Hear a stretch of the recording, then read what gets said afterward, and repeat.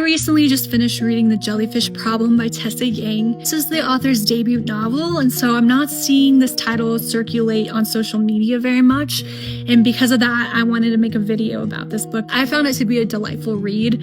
I recently watched Remarkably Bright Creatures and My Octopus Teacher and was in this weird aquarium ocean kick. When I was at the library, I saw this book and it had a jellyfish on it, and so I immediately checked it out because I'm a weirdo. But I'm glad that I did because I had a lot of fun with it.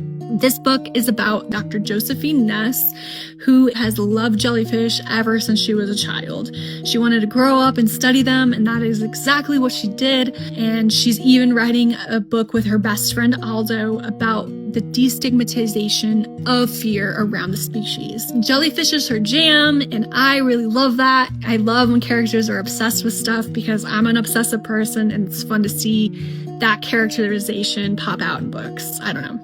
I just feel seen or heard or something. The only thing is she's struggling to finish her book because Aldo tragically passed away recently. They were on a scuba dive together, exploring this cave system, and only one of them came up. She is kind of spinning her wheels. She's working at this really run-down aquarium in Indiana that's on the cusp of closing because of funding, but she doesn't really know what to do or what direction to take her life. All she knows is she loves jellyfish, she loves Aldo, and things hurt right now. But she receives a phone call from a friend from college named Nadia.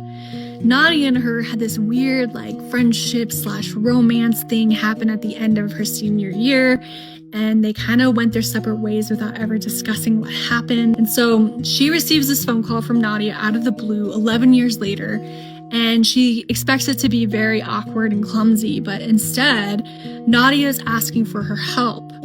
Something strange is happening where she lives, and she thinks it has to do with this giant jellyfish that has surfaced off the coast of Shattering Point, this tiny island off the coast of Maine. Joe hears giant jellyfish and then leaps before looking and books a ticket to Maine. When she arrives, things are much weirder than she expected them to be, and Nadia's nowhere to be found. I found this book to be fun because it incorporates this small town claustrophobic mystery of where's Nadia, what's actually going on. It has magical realism, and what's really cool about this is it weaves in Japanese folktale lore into the storytelling. In addition, this book explores found family, queer relationships, and the process of grief and grieving.